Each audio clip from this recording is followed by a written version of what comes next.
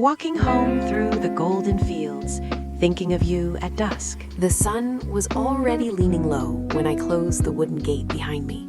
It creaked softly, the way it always had, like it was stretching after a long nap. Warm light spilled across the dirt path, turning every pebble and blade of grass into something gentle and glowing. The air smelled of dry hay and late summer earth, sweet and familiar, like a memory that never quite fades. I carried a small basket in one hand. Inside were a few tomatoes from the garden, still warm from the sun, and a bundle of green onions tied with twine. Their faint scent followed me as I started down the narrow road that led through the golden fields. The weeds swayed quietly on both sides, whispering to each other in the evening breeze.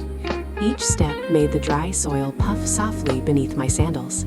Somewhere in the distance, a cicada began its slow, steady song, like the ticking of a countryside clock. I always walked this way home at dusk, not because it was the shortest path, but because it was the softest. The sky had turned the color of honey, with streaks of pink and pale orange brushing against the clouds.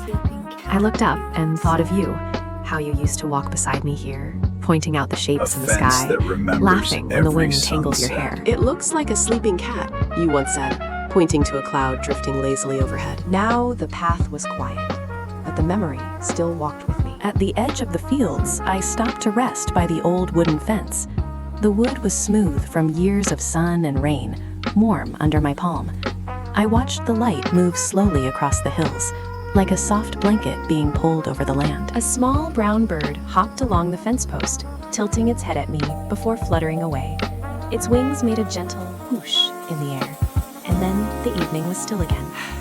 I breathed in deeply. Home waited just beyond the hill. By the time I reached the small house, the windows were glowing amber, and the faint smell of cooking drifted out into the yard. The garden was quiet now, resting after a long day of sun. Leaves rustled softly as the breeze passed through the tomato vines. I slipped off my sandals at the door and stepped inside. The wooden floor was cool against my feet. Somewhere in the kitchen, a pot was simmering, sending up slow, comforting sounds. Plop, plop, plop. The familiar rhythm wrapped around me like a warm scarf. Grandmother stood by the stove, her silver hair tied loosely at the back of her head. She was stirring miso soup, the steam fogging her glasses. "You're home," she said gently, without turning around. "I brought tomatoes," I replied, setting the basket on the table. She smiled. Perfect timing. I washed my hands at the sink, the water running softly over my fingers, the scent of soap mixed with the warm, savory smell of soup. Outside, the sky deepened into shades of lavender and gold. I began slicing the tomatoes carefully, their skins giving way with quiet, satisfying sounds. The juices glistened in the fading light. Grandmother placed a wooden board beside me and handed me a small knife for the green onions. "Thin slices," she reminded me, as she always did. I nodded, smiling. We worked in comfortable silence. The only sounds were the gentle chop of the knife, the bubbling soup, and the distant evening insects beginning their chorus. Once everything was ready, we carried our bowls to the low table by the window. The curtains fluttered softly, letting in the cool evening air. The sky outside was now a soft blue, with the last traces of sunlight resting on the horizon. The soup was warm and simple. Seaweed, tofu, and green onions, floating gently in golden broth. I cradled the bowl in my hands, feeling the heat seep into my palms. Grandmother took a slow sip. "The fields looked beautiful tonight," she said. "They always do," I replied, "especially at dusk." She nodded, her eyes drifting toward the window. "Your mother used to say the same." After dinner, we washed the dishes together. The water splashed softly, and the plates clinked with a quiet, familiar rhythm. I dried each one carefully, stacking them in their proper place. Outside, the first stars began to appear. Later, I stepped into the small bathhouse behind the house. The water was warm, steaming gently in the wooden tub. I lowered myself in slowly, feeling the day melt from my shoulders. The night air carried the scent of grass and distant flowers. Crickets sang in steady harmony, and the moon rose quietly above the rooftops. As I soaked, I thought of you again, how we used to sit on the porch after baths, wrapped in towels, watching the fireflies dance. You'd count them softly, like they were tiny wishes floating in the dark. 1, 2, 3. I smiled at the memory. After the bath, I put on a soft cotton robe and stepped back into the house. Grandmother had already set out fresh futons. The tatami mats smelled faintly of straw and summer. Before sleeping, I lit a small oil lamp by the window. Its glow was gentle, like a captured sunset. I opened my journal. The pages were filled with simple notes: weather, meals, small thoughts. Tonight, I wrote, "The fields were golden. The sky was kind. I thought of you." The pen scratched softly against the paper. A breeze slipped through the open window, rustling the curtains. Somewhere, a dog barked once, then settled into silence. I closed the journal and lay down, listening to the quiet heartbeat of the countryside. But sleep didn't come right away. Instead, I let my thoughts wander back to the path through the fields. The way the wheat brushed against my legs. The way the sun lingered just a little longer at the edge of the sky. The way the wind carried your voice in its whispers. The next morning arrived gently, like a shy visitor. Opening the Sunlight window to filtered through fresh the paper morning screens, air.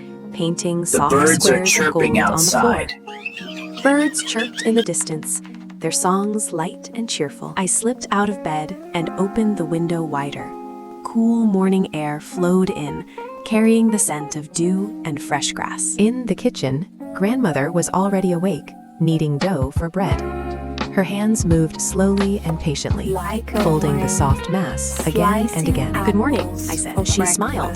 "The air feels kind today." I tied on an apron and began slicing apples for breakfast. Their crisp scent filled the room, bright and clean. We cooked together: simple eggs, warm bread, and sweet apple slices. The kettle whistled softly, and the tea steamed gently in our cups. After breakfast, I stepped outside to tend the garden. The soil was cool and dark, still holding on to the night's moisture. I watered the flowers carefully, watching the droplets cling to the petals like tiny crystals. Bees buzzed lazily among the blossoms. I pulled a few weeds, humming a quiet tune I barely remembered the words to. It was one you used to hum while working beside me. Later, I carried a small basket and walked to the edge of the forest. The trees stood tall and peaceful, their leaves whispering secrets to the wind. I gathered a few fallen branches for firewood and picked wild herbs growing near the path. Their earthy scent clung to my fingers. When I returned home, the sun was already climbing higher. The house felt warm and alive with small sounds: the ticking clock, the rustle of pages as Grandmother read near the window. In the afternoon, I sat on the porch with my knitting. The needles clicked softly as I worked on a simple scarf, blue like the evening sky. Each stitch felt like a small, steady heartbeat. Children's laughter drifted in from somewhere down the road. A bicycle bell rang, then faded into the distance. Time moved slowly here, and in the slow moments, thoughts of you found space to rest. As evening approached, I prepared dinner: rice steaming in the pot, vegetables sizzling gently in the pan. The familiar scents wrapped around the house, inviting and warm. When the sky began to glow once more, I stepped outside again. The golden fields waited. I followed the same path as always. The earth soft. The air is so fresh out here. It really is perfect for a walk. But These this time tomatoes I look wasn't walking wonderful away from the this day. year. I was walking with it. The wind brushed past my cheeks, carrying the distant scent of smoke from nearby homes.